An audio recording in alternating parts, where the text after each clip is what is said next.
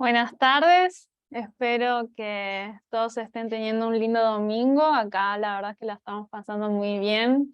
La compañía de acá del grupo de Argentina, estamos siendo muy bien tratadas, con mucho amor y así que estamos muy felices por eso. Em, Vamos a continuar con los estudios. Hoy va a ser mi último estudio con ustedes y mañana va a terminar Gabriela, mañana a la noche, a las 8 de la noche por las dudas. Y como ayer me gustaría hacer un repaso de lo que vimos. ¿Alguien se acuerda de lo que estuvimos viendo ayer? Si quiere hacer un pequeño resumen.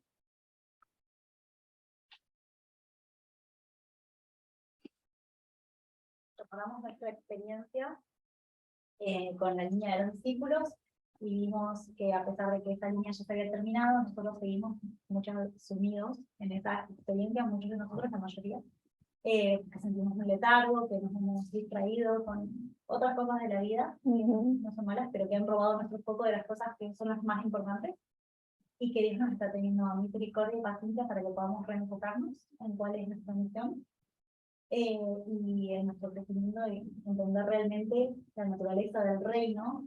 Sufrimos una decepción porque no era como pensábamos en muchos casos y necesitamos aprender como si es y estamos estudiando eso. ¿Y por qué perdimos el foco? ¿Por qué hicimos ese cambio del foco?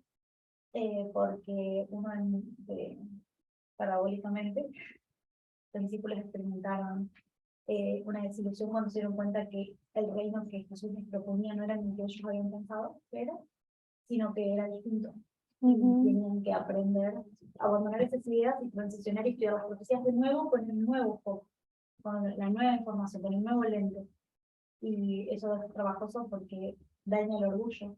Ellos anhelaban gloria terrenal y la cruz que tienen que terminar llevando les resultó un poquito más pesada que lo que habían previsto. Y para... Hoy estoy mal con el español, pero trayendo eso para nosotros, para el movimiento, ¿cómo podrías traer esa parábola a lo literal ahora? Quizás era más fácil para nosotros estudiar eh, Apocalipsis 17 y Daniel 11, que son ideas, son conceptos, uno puede aprenderlos, puede empeñarse en entenderlos, pero no afectan tanto nuestro carácter, no nos critican de una manera en la que tengamos que hacer una transformación real de nuestra vida y de nuestra vida en relación a mi prójimo, que siempre es más desafiante, y cuando nos damos cuenta que el foco está ahí, en practicar la regla de oro, y qué significa practicar la regla de oro bien, atacó nuestra experiencia y nos dimos cuenta de que íbamos a tener que hacer unos cambios importantes y obviamente es difícil de mirarse el espejo. Entonces nos distraemos con otras cosas. Y es un proceso doloroso que muchas veces queremos evitar, o la mayoría de las veces queremos evitar. ¿Carol? Sí, y sumado a eso también yo lo veía del lado del liberalismo, o sea, parecemos un poco perfectamente como los discípulos se fueron luego a pescar o a sus trabajos diarios y se perdieron un poco el foco en lo que verdaderamente era el foco, sino después obviamente se juntan, estudian y entienden con el Pentecostés. Nosotros todavía estamos un poco en un estado de la licencia, tratando, en realidad ya tendríamos que estar saliendo, ya haber salido, pero todavía estamos luchando un poco con ese estado de la licencia de ser también algo relacionado con el estudio de Gaby, de ser individualista y de no querer hacer sacrificios con respecto a lo que el mensaje conlleva, tanto de nuestro carácter, de nuestro diario vivir, y particularmente en la última clase, que también iba a sumar, y vimos un poco más del movimiento de los derechos de los hombres. Eso estuvimos profundizando.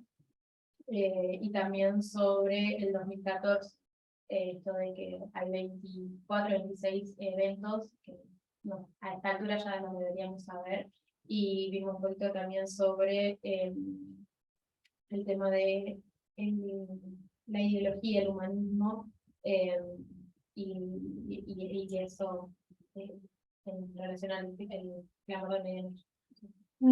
Eso es todo. Emma, ¿qué te acuerdas de lo que dijimos del humanismo y la ideología? ¿Cómo lo habíamos relacionado? Ujú. con respecto al feminismo. Lo habíamos relacionado con el movimiento de los derechos de los hombres. Eh, con respecto al feminismo, o sea, el humanismo tiene mucha relación con el feminismo porque el feminismo aboga por los derechos humanos. En cambio, en los derechos de los hombres es como que ellos lo enfocan de una manera individual, solamente basado en las personas que ellos piensan, en este caso los hombres, que están siendo discriminados. Entonces ellos abordan el humanismo desde una perspectiva, por así decirlo, muy acotada y mal enfocada. Es lo que yo entiendo. Como que ellos se ven a ellos mismos como siendo discriminados, atacados, bien, y ellos asocian eso con el humanismo. O sea, es como un falso humanismo, lo que yo entiendo. ¿Alguien más que se acuerda de eso último? Ese fue el último punto que vimos. Habíamos hablado de que habíamos definido con hacer esa transición de ideología a humanismo, que eso ¿en qué año fue que lo marcamos? 2018 con el mensaje Clamor de Medianoche. Y habíamos dicho que hicimos esa transición porque cuando estamos del lado de la ideología nos creíamos especiales. Y cuando vamos del lado del humanismo tenemos que aprender a entender que no somos especiales y que quien es especial es la persona que está a mi lado, mi prójimo. Y una de las cosas que tal vez quería remarcar hoy, que me parece interesante, es algo que mencionó Carol sobre el 2014, la importancia que tienen los eventos y que deberíamos tener conocimiento de ello, y ayer mencioné que deberíamos tener conocimiento de los eventos que ocurrieron en 2014 acá en Argentina. Ayer hablé de uno de esos eventos. ¿Alguien se acuerda? De un caso de un femicidio. De que a partir del caso del femicidio en Melina, Romero, tiempo después surgió el movimiento de Ni Una Menos. Ese caso fue muy conocido. Y ese femicidio fue en 2014, ¿y cómo los medios divulgaron ese caso? Que en vez de abordar el asunto como tendría que ser, o incluso hablando del hecho y de lo mal que estuvo con respecto a todo lo que es el machismo y la violencia, se centraron en, entre comillas, los aspectos negativos que podrían tener esa persona en su vida personal. Claro, como que si eso le diera una especie de justificación o justificativo a lo que sufrió. Y eso por ahí, me acuerdo que algo había dicho, que eso genera, es como una especie de disciplinamiento social para las mujeres, porque si no son perfectas, entre comillas, como que, ni siquiera en tu muerte vas a recibir, por así decirlo, justicia, o sea, vas a ser difamada incluso hasta tu muerte. Es como horrible eso. Gracias. Ayer me comentaron que, no me acuerdo quién fue, que compartió una noticia de que en 2014 también se autorizó Edurne, la palabra feminicidio, ¿no? Sí, fue aceptada en la Real Academia Española como una definición legítima. Genial. Mi pregunta ahora es, ¿cómo eso, aceptar que la Real Academia Española haya aceptado esa palabra, y también hablando del femicidio que ocurrió en Argentina de Melina en el 2014, ¿cómo eso nos ayuda a entender la ley dominical? Porque estamos diciendo que 2014 nos ayuda, los eventos que ocurrieron en 2014 nos ayudan a entender la ley dominical. Entonces mi pregunta es, ¿cómo esos eventos nos ayudan a ver cómo podría hacer la ley dominical, cómo la podríamos definir? Porque la verdad es que es muy fácil apuntar un montón de eventos que ocurrieron en 2014 y que queden en el aire, pero la idea es que podamos analizar esas cosas y entender por qué eso nos ayuda a ver lo que va a ser la ley dominical, que es nuestro próximo marco. ¿Alguien tiene alguna idea? Por ahí yo lo primero que se me viene a la mente es que si no fuera por este movimiento, no veríamos el no es algo que se ve así si no lo estudiamos. Entonces, creo que 2014 nos muestra y nos da un rumbo de qué es lo que nosotros podemos esperar. Me acuerdo en un momento cuando se hablaba de la guerra del Rey del Norte y Rey del Sur, que todos esperaban guerras calientes, que gracias a todos los estudiantes pudimos ser capaces de ver victorias y derrotas por un lado y por el otro, que no están muy lejos de ser lo que quizás muchos hubiéramos esperado antes. Entonces, en el caso de la ley dominical, todos estos eventos nos ayudan a que el verdadero hito de la ley dominical, verdadero, me refiero al hito dentro de la línea del 144.000, que nosotros no estemos ciegos a eso, lo podamos ver. Eso sería en lo general, ¿no? Y con los casos que vimos, el femicidio. Y que va a tener que ver obviamente, con los derechos.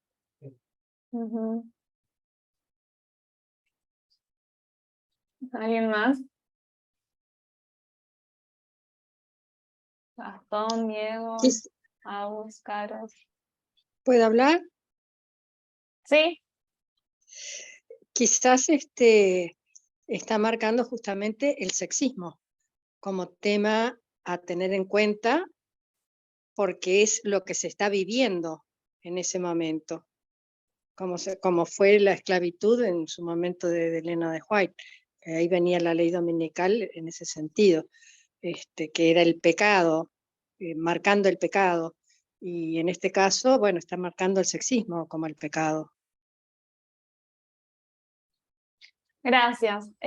Sabemos que la ley dominical, cuando hablamos de la ley dominical, hablamos que es sobre género.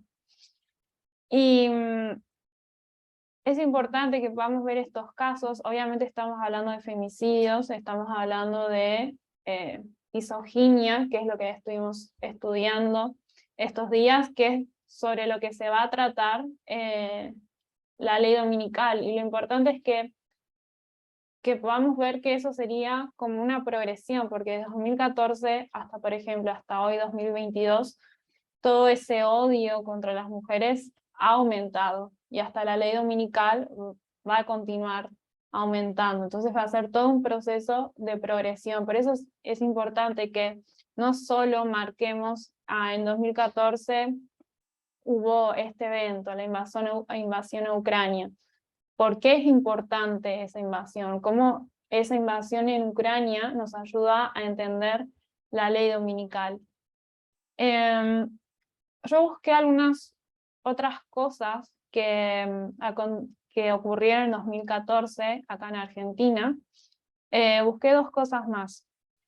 En 2014 se promulgó un nuevo Código Civil que planteó cambios importantes en asuntos como el matrimonio, el divorcio y la adopción.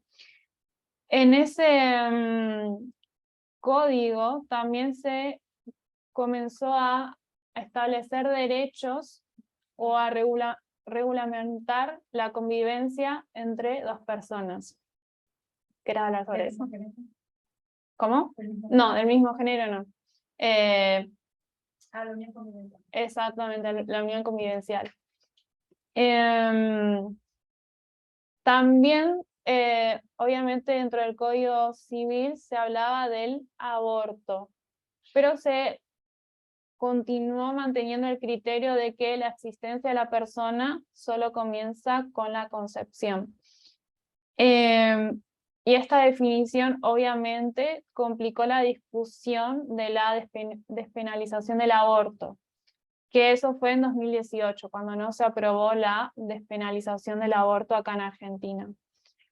Eso es solo un ejemplo de cómo una promulgación de un nuevo Código Civil que regulamenta los derechos puede también mostrarnos lo que va a ser la ley dominical. Si bien sabemos que ya fue aprobada la despenalización del aborto, hay un montón de cosas más que todavía no se contemplan, no solo en el aborto, sino también los derechos del matrimonio, el divorcio y la adopción, que sería interesante que también estemos conscientes y enterados de lo que está ocurriendo acá en Argentina.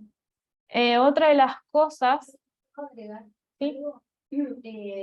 Es interesante lo que decís, porque en este último tiempo en Argentina justamente, bueno, yo más que nada las páginas que hablan sobre el feminismo y de algunos derechos jurídicos principalmente con respecto a la unión convivencial, pero también al matrimonio. No tienen los mismos derechos, esa es la realidad. Si bien suma un montón como de argumentos para que una mujer pudiera reclamar cosas como económicas principalmente, o de los hijos, cosas que corresponden, ya sea si son casas o bienes en general.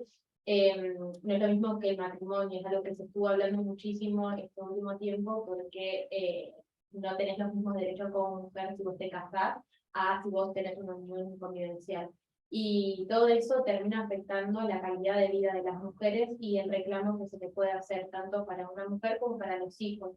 El tema de las cuotas alimentarias, que es el gran problema que hoy existe, porque no hay una regulación y no hay una perspectiva de género acá en Argentina que avale que el hombre tenga que no solamente pagar lo que corresponde, sino hay mucha misoginia y mucho sexismo en torno a eso, porque siempre está mal vista la mujer que pide plata, porque no se tiene en cuenta toda la carga mental que todo eso conlleva, y es muy de la mentalidad argentina pensar que las mujeres son vividoras o lucran justamente con todas esas, pero no se tiene todo en cuenta de la carga mental y todo lo que se para la desigualdad dentro de lo que es la pareja, y es súper interesante que sigue habiendo muchos problemas con respecto a la parte judicial, lo mismo que toda la parte de la violación y los abusos de la justicia y la impunidad que hay.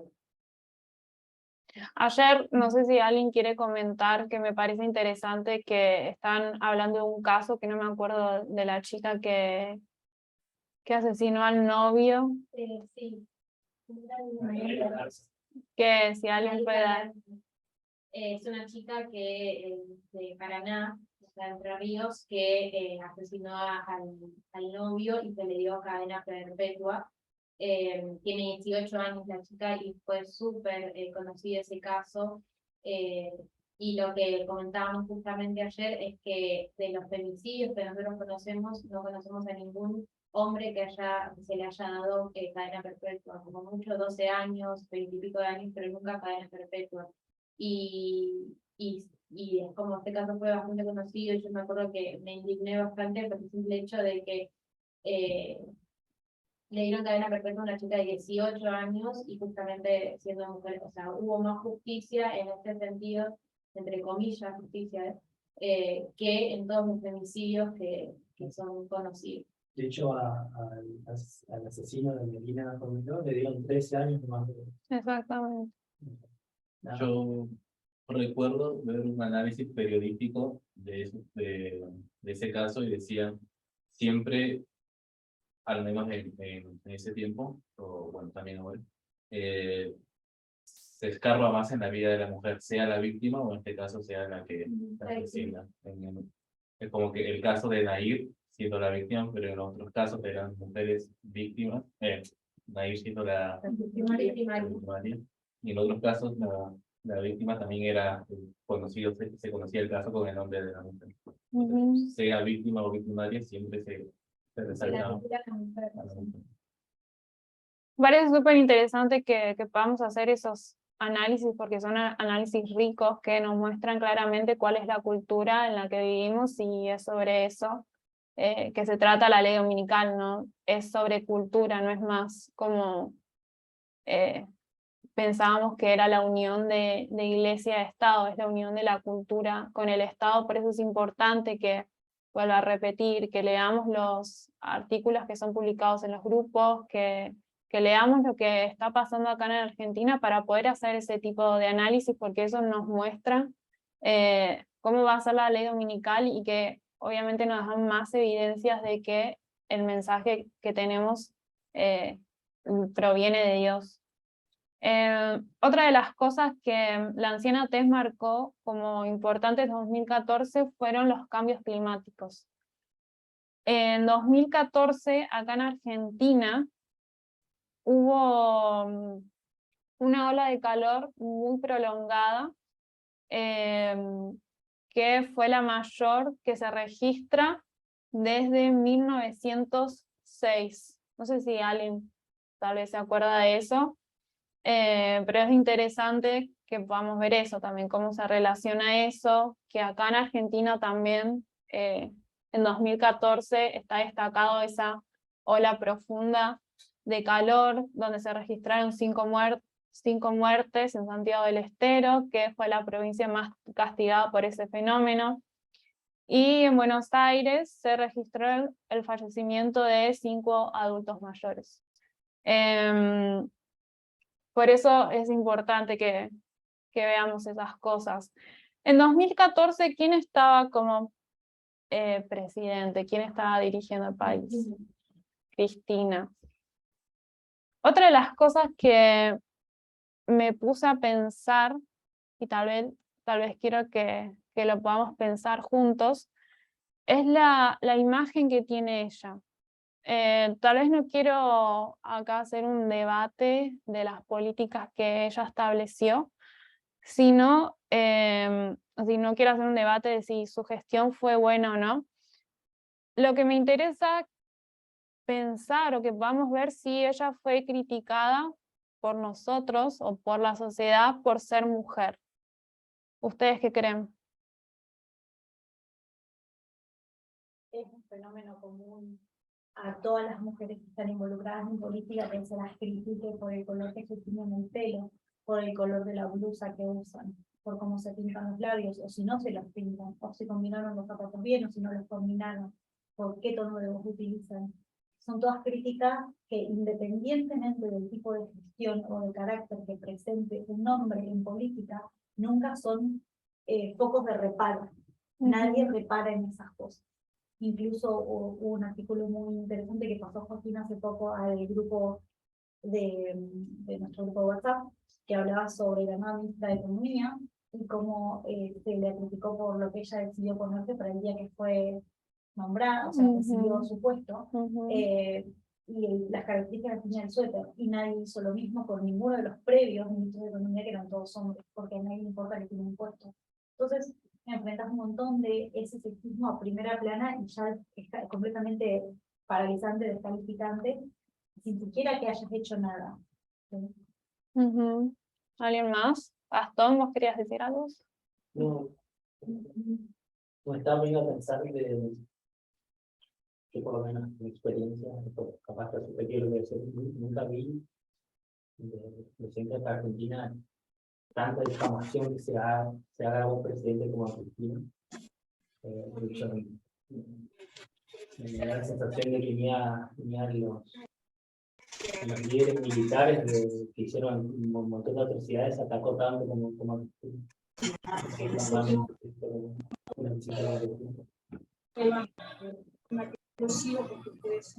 No, yo quería decir, porque no hablemos de la gestión, hablemos de la persona. Sí, se ha criticado por el precio de los bolsos que ha comprado en Europa, por ejemplo, de miles de euros. Entonces, se le critica por ser extravagante. Pero a la vez, por ejemplo, a Angela Merkel se la ha criticado por ser demasiado sencilla y usar siempre el mismo trajecito. O sea que, sea como sea, en ambos extremos, siempre igual se critica. A las mujeres. Exacto.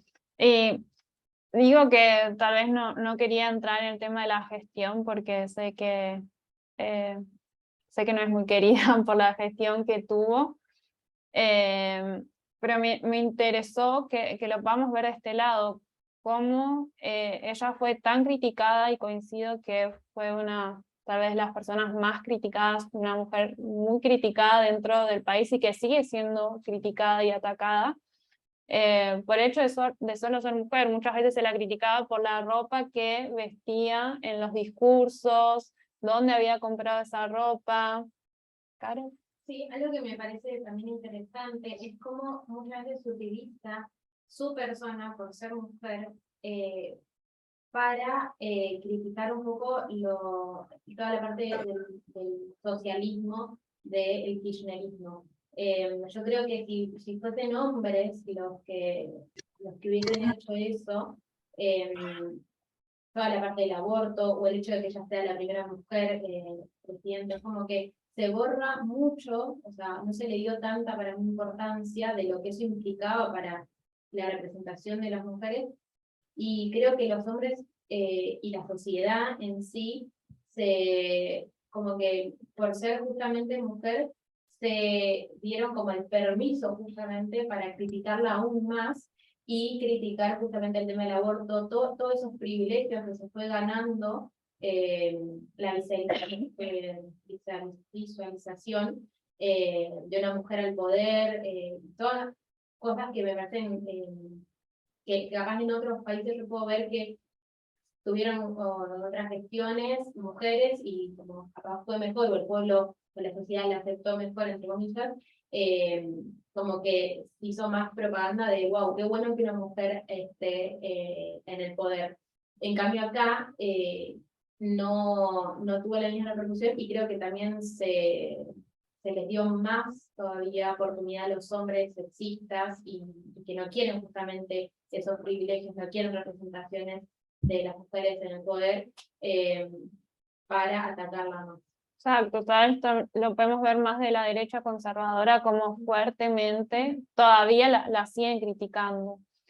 A mí siempre me llama la atención de que se la criticaba mucho por la oratoria. Cuando ella hablaba, todo el mundo decía que era una dictadora por el tipo como ella hablaba, las formas que ella tenía de hablar. Entonces ya era una loca, era una exagerada. Esas son cosas sexistas. Entonces me parece importante que también podamos ver esas cosas y hacer una reflexión sobre nuestros pensamientos, sobre la mujer que está al mando. ¿Por qué? Porque tenemos una responsabilidad también con eso. Como dijimos ayer, somos creadores de la profecía, y en cuanto a política, ahora estamos entendiendo mucho más que tenemos una responsabilidad y compromiso. Y a mí me parece interesante que podamos pensar que no tenemos que votar a alguien o apoyar a alguien por si me va a hacer más rico o si voy a ser menos pobre. Nosotros deberíamos votar por las políticas sociales que defiende esa persona. Y eso me parece que es un cambio que tenemos que hacer en nuestra mentalidad, porque siempre estamos muy preocupados en ver qué presidente o qué presidenta me va a ayudar a que yo tenga más plata o esté mejor, o me pueda comprar un auto nuevo, una casa nueva. No estoy diciendo que tenemos que ser mediocres y no preocuparnos en tener un buen bienestar, pero es más importante las políticas sociales o lo que está proponiendo esa persona para ayudar tanto los derechos de las mujeres como el derecho de la comunidad LGTBQ+.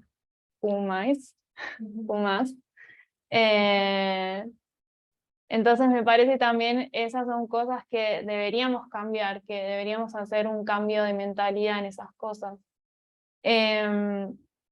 Y también por como vimos ayer, la derecha, que también lo estamos viendo ahora, cómo la derecha conservadora ataca constantemente la gestión de Cristina, obviamente primero porque ella es una mujer.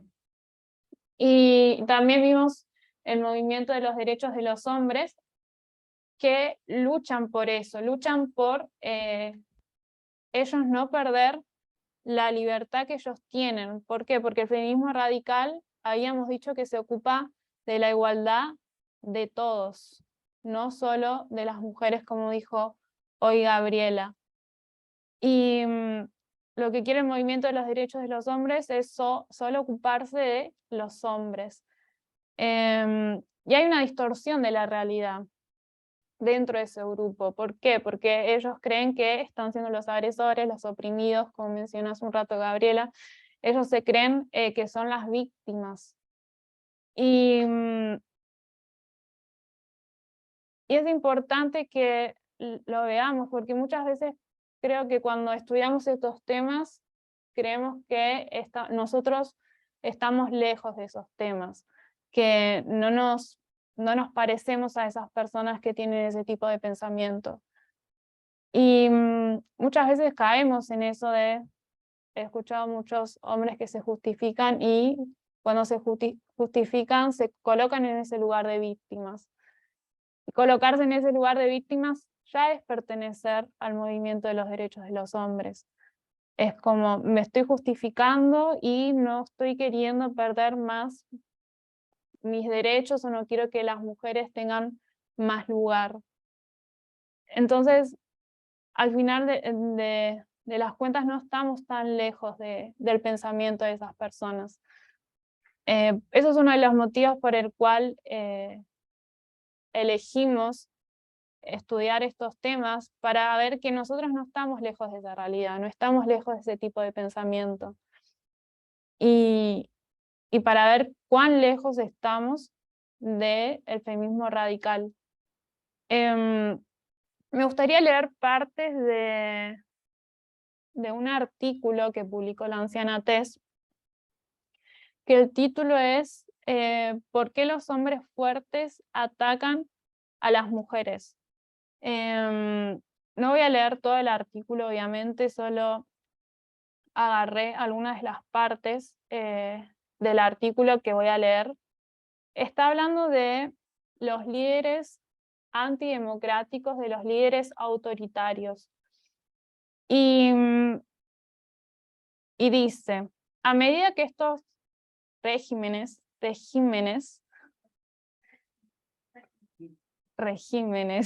intentan consolidar el poder, cerrar el espacio cívico y sofocar la disidencia, a menudo comienzan por convertir a ciertos elementos vulnerables de la sociedad en chivos expiatorios, por ejemplo a las mujeres.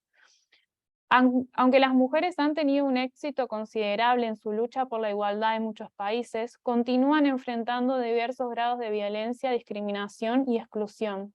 En algunos casos, sus ganancias recientes han aumentado el potencial de una reacción violenta. O sea, las mujeres sí avanzaron, tienen un poco más de derechos que antes, obviamente no igual que los hombres, pero a medida que fueron ganando cosas, también estuvieron ganando más violencia. Y el artículo dice que estos grupos han utilizado de forma astuta los medios de comunicación para divulgar sus ideas y para tener más adeptos. Cuando hablamos de medios de comunicación, obviamente también nos referimos a las redes sociales, Instagram, Facebook, Twitter, y siempre me parece bueno reflexionar sobre cómo nosotros, dentro del movimiento, cada uno, la mayoría de cada uno de nosotros, no solo lo que está acá, sino lo que esta vez están viendo por Zoom, tiene una red social. ¿Cómo nosotros utilizamos esa red social? ¿Qué es lo que publico? ¿Qué es lo que no publico?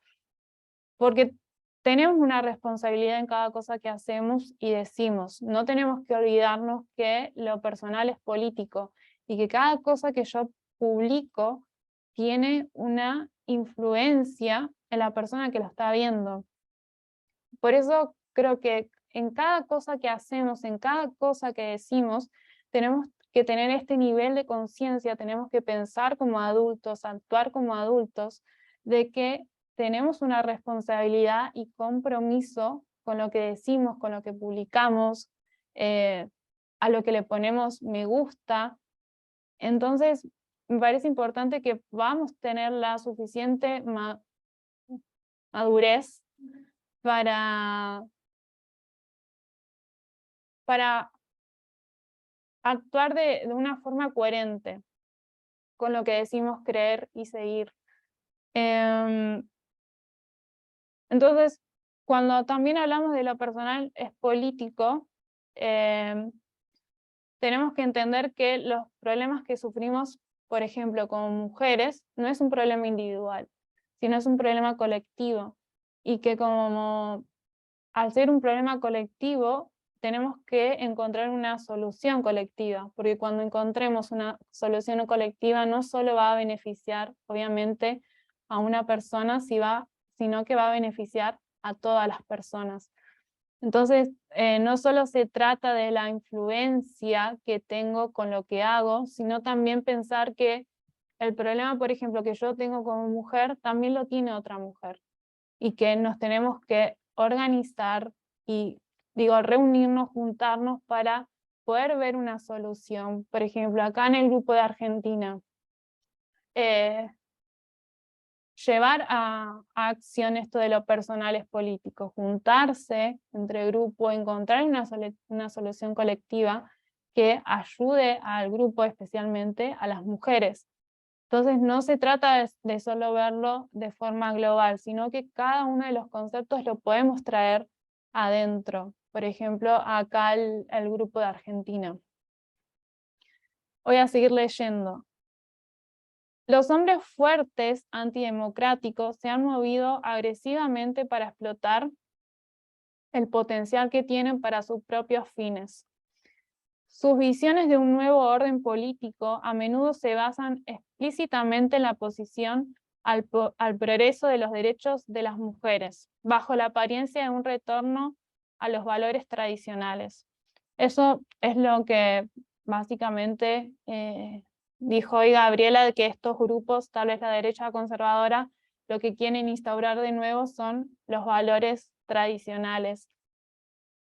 Y mientras hacen esto de querer instaurar los valores tradicionales, el movimiento de mujeres en sí mismo es ignorado o difamado como una ideología de género ajena.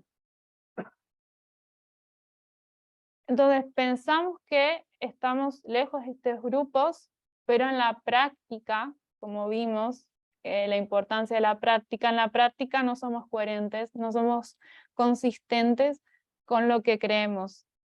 Y yo creo que hay muchos pensamientos que no expresamos, que están en nuestra mente, que seguramente están más de acuerdo con el movimiento de los derechos de los hombres que con el feminismo radical.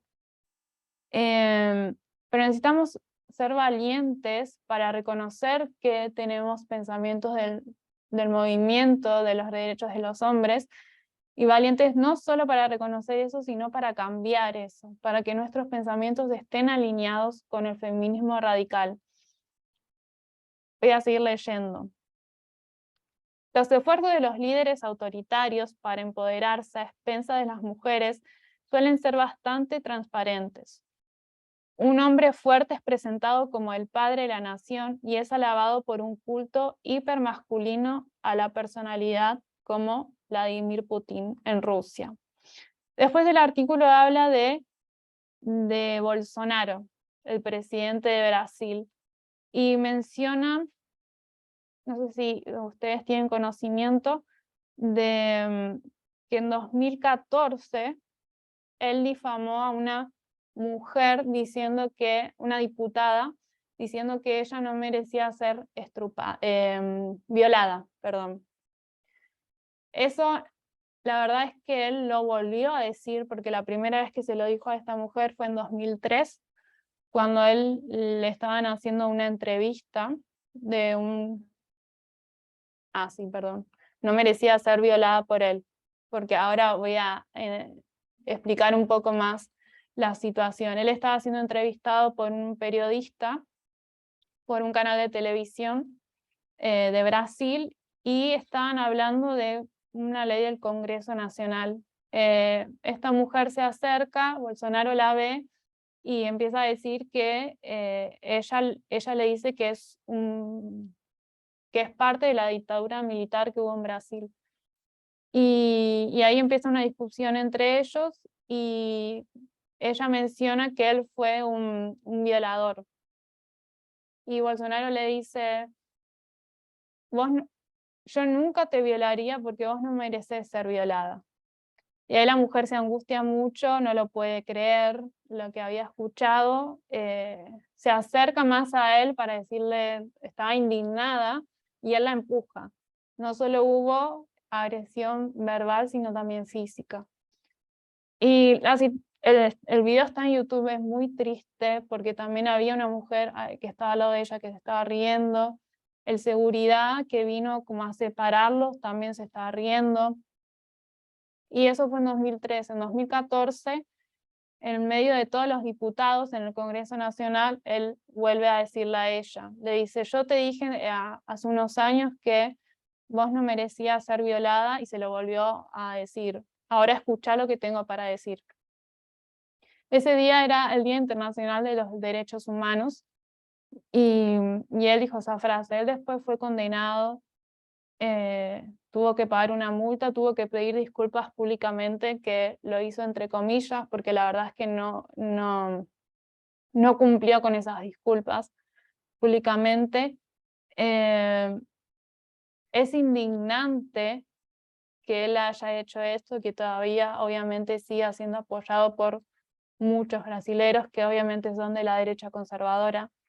Pero esto muestra un poco más de la cultura, de la misoginia. Y es interesante que eso ocurrió también en 2014, que también nos ayuda a entender la ley dominical y obviamente la situación en que está Brasil hoy. Entonces, es importante que veamos estas cosas relacionadas al sexismo inverso, a la misoginia, y que esto va en contra, tal vez ya uniéndolo con lo que está explicando Gabriela, va en contra de la democracia. Democracia, gracias. Eso es antidemocrático. Y lo importante es que podamos ver también que la Trinidad, que ¿se acuerdan cuáles eran la Trinidad que habíamos hablado? ¿Cuáles grupos eran? Gracias. Esos grupos, ateísmo, libertarianismo y el movimiento de los derechos de los hombres, siguen la misma línea de pensamiento, perdón. Son de la derecha conservadora, que siguen los valores tradicionales, quieren instaurar los valores tradicionales, y lo que estamos hablando nuevamente es sobre cultura, que es la unión de la cultura con el Estado. Voy a seguir leyendo un poco más.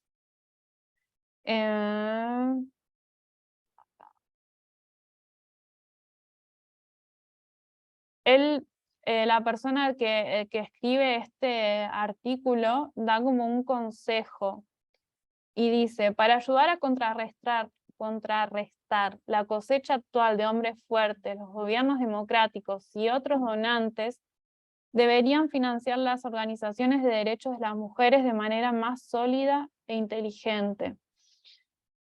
Un estudio realizado por un organismo del Comité de Asistencia para el Desarrollo de la Organización para la Cooperación y el Desarrollo Económico mostró que solo el 0,5% de la ayuda de los países miembros para la igualdad de género fue directamente a las organizaciones de mujeres de la sociedad civil en 2014, frente a un mero 1,2% en 2011.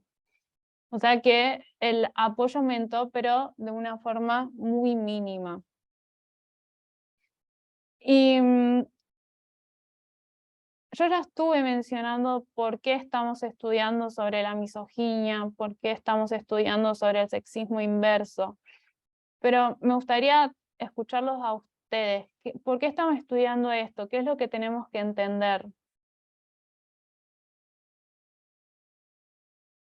Fue el primer pecado, fue el primer pecado en la tierra, digamos. Ujú, Desde que pecaron nuestros primeros padres, lo que ocurrió fue que siempre la culpa se le echó a la mujer y de ahí fue sometida y subordinada, porque no era el plan original de Dios que Eva sea sometida o subordinada a ujú, Adán. Lo que Dios nos muestra es que Eva fue tomada de la costilla de Adán, para que sean iguales. Y eso lo sabemos, pero generalmente después siempre se habla de que Eva está al servicio de Adán. Nos gusta hablar de que fue tomada de la costilla, pero en realidad la realidad fue que siempre ella estuvo subordinada y todas las mujeres. No sabemos ni siquiera los nombres de las hijas ujú. de Eva. De las mujeres ya no perdieron todo. Gracias, Emma. Una cosa que pienso es la idea que tienen estas personas que defienden los derechos de los hombres. Ellos creen que las mujeres ya han alcanzado la igualdad y que incluso han sobrepasado ese nivel. Entonces, por consecuencia, lo que ellos están buscando es quitarle, entre comillas, porque ellos creen que las mujeres sobrepasaron, pues quitarle derechos para que de verdad estén, otra vez, entre comillas, en igualdad. Entonces, eso que va a terminar pasando va a terminar haciendo que las mujeres pierdan esos derechos que han logrado, que han alcanzado hasta ahora, por la diferencia de ideas que hay.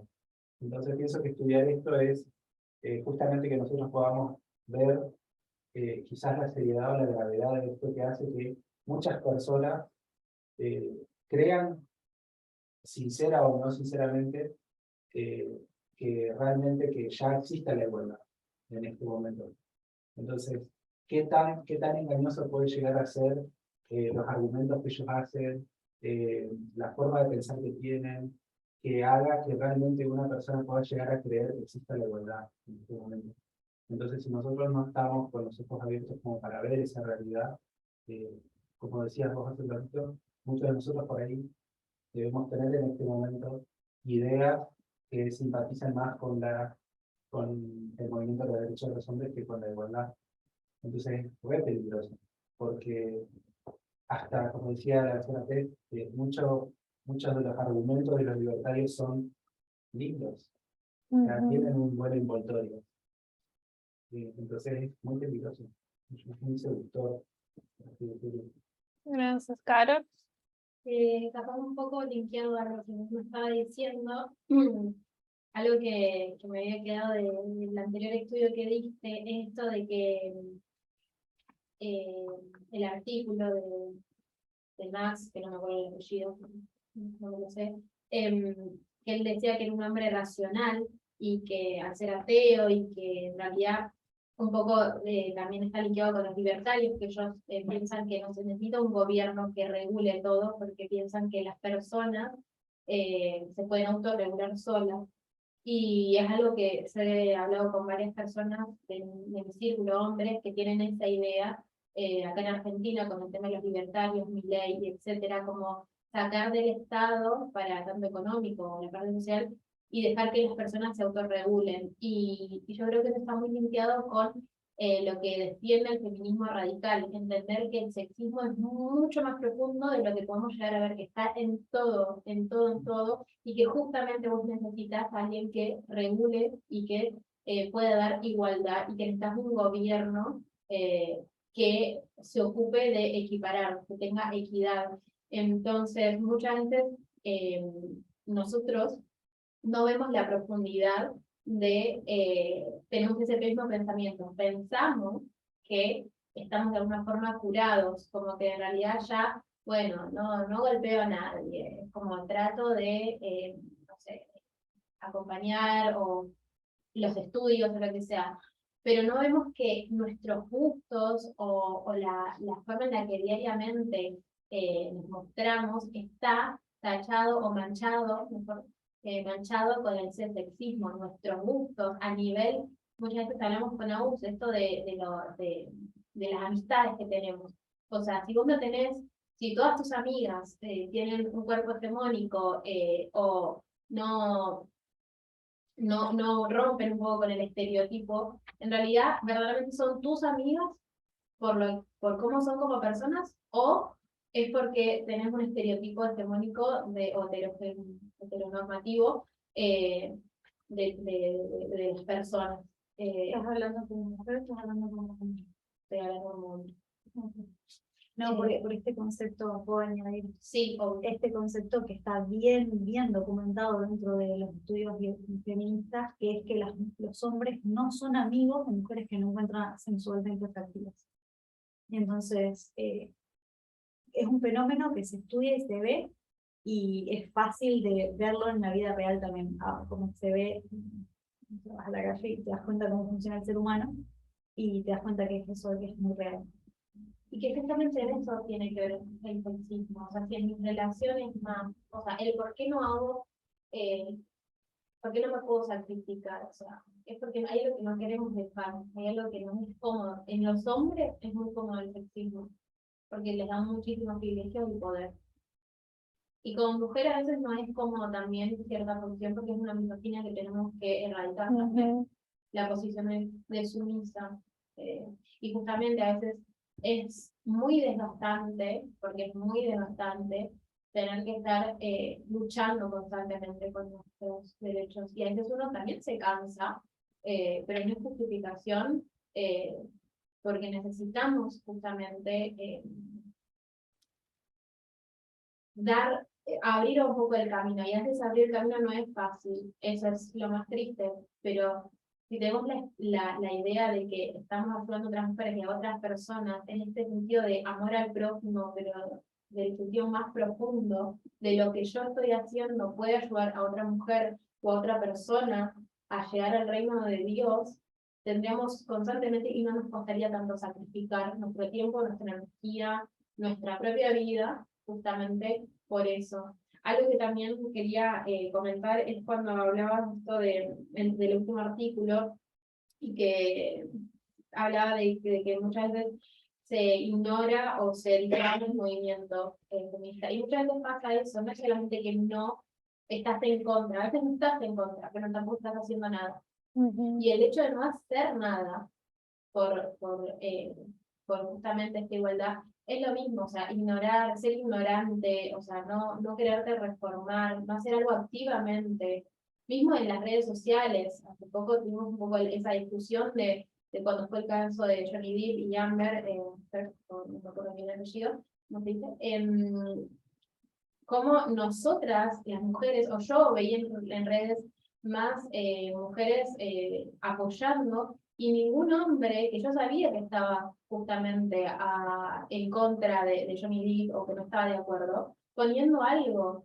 Entonces, eso también hace que uno termine silenciándose, o tus propios pares. Y a veces es muy difícil luchar sola. O sea, se hace muy pesada la carga. Y encima es eso, como que a mí me pone muy triste muchas veces cuando tengo que luchar y me siento sola, o peor, estoy luchando sola y encima las personas que se suponen que me tienen que ayudar me cargan más. O sea, porque o luchan contra mí o luchan contra la lideranza. Se hace muy pesado, y creo que no somos muy conscientes de cómo nuestros actos terminan repercutiendo. No nos hacemos cargo del impacto que tienen nuestras actitudes, nuestra vida en las otras personas. Eso es algo para mí, para reflexionar. Gracias por los comentarios. Tal vez solo para adicionar a lo que estaban diciendo, nosotros estudiamos estos temas, más allá de que sean obviamente proféticos, es para sacar de nosotros el sexismo, odiar el sexismo que tenemos y finalmente sacarlos. Sabemos que siempre tenemos que ver las cosas a través de los ojos proféticos, a través de parábolas. y sabemos que nosotros tenemos que seguir los principios del cielo. Si nosotros queremos vivir en el cielo, nosotros deberíamos estar hoy viviendo los principios del cielo. Y si yo quiero entender los principios del cielo, tengo que traer de alguna forma los principios del cielo acá en la tierra. Y quién representa los principios, esos principios de igualdad, igualdad para todos, es el feminismo radical. Por eso necesitamos que los principios del feminismo radical, que son los principios del cielo, sean algo vivo en nuestras vidas. ¿Por qué? Porque son los principios del cielo. Y me gustaría que, ya para ir terminando, podamos leer una cita que está en el deseado de todas las gentes de CG 604.4. Si alguien la puede leer, solo tal vez para darles un contexto. Esta cita está cuando Jesús estaba haciendo el lavamiento de los pies para los discípulos, que nosotros marcamos eso como que fue establecida, no solo cómo tenía que hacer la organización, sino también el principio de igualdad. Leo. Vez tras vez, Jesús había tratado de establecer este principio entre sus discípulos. Cuando Santiago y Juan hicieron su pedido de preeminencia, él dijo: el que quisiere entre vosotros hacerse grande, será vuestro servidor. En mi reino, el principio de preferencia y supremacía no tiene cabida. La única grandeza es la grandeza de la humildad. La única distinción se halla en la devoción al servicio de los demás. Gracias, Augusto. Entonces, ¿cuál es la única distinción? El servicio a los demás. La única distinción es el principio de igualdad, porque acá dice que el principio de preferencia y supremacía no tiene cabida en el reino de los cielos. Entonces, no es suficiente que yo diga que acepto y creo en la igualdad.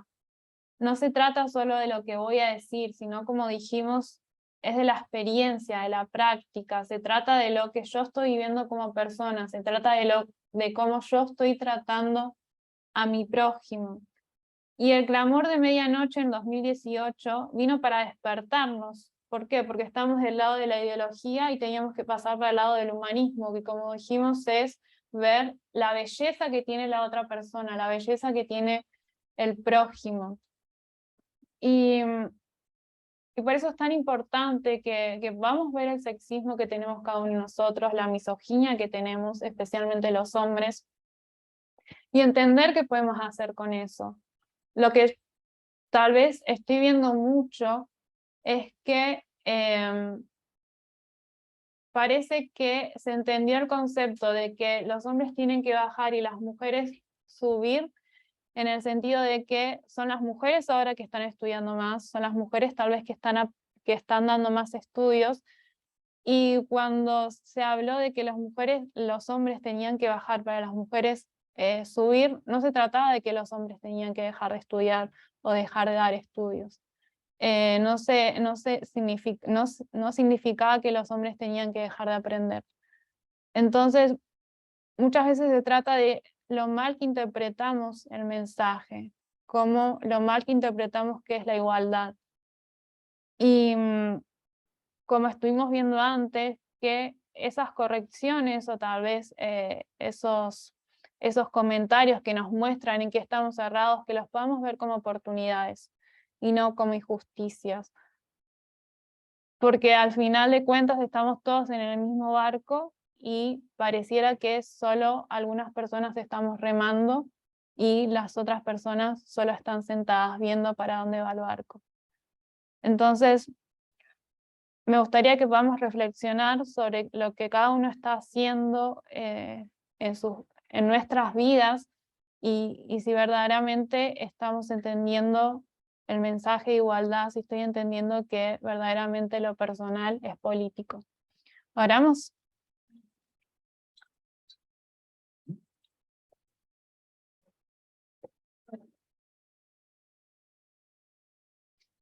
Querido Dios que estás en los cielos, santificado sea tu nombre. Te doy gracias por un día más de estudio que tuvimos juntos. Te pido que nos dé sabiduría y humildad para poder ver el pecado que todavía hay en nuestro corazón, que puedas limpiarnos, pero que también entendamos que nosotros tenemos que hacer las cosas correctas para que esa obra de limpieza las puedas hacer por medio de tu Espíritu Santo. Gracias por cada una de tus bendiciones, gracias por tu paciencia y misericordia. Perdónanos por ser inconscientes, por todavía actuar y hablar como bebés y no ser adultos. Te pido que nos continúes ayudando y que finalmente podamos despertarnos y hacer lo que nos encomendaste. Todo esto te lo pido sin merecerlo, sino por los méritos de tu Hijo amado Jesús. Amén.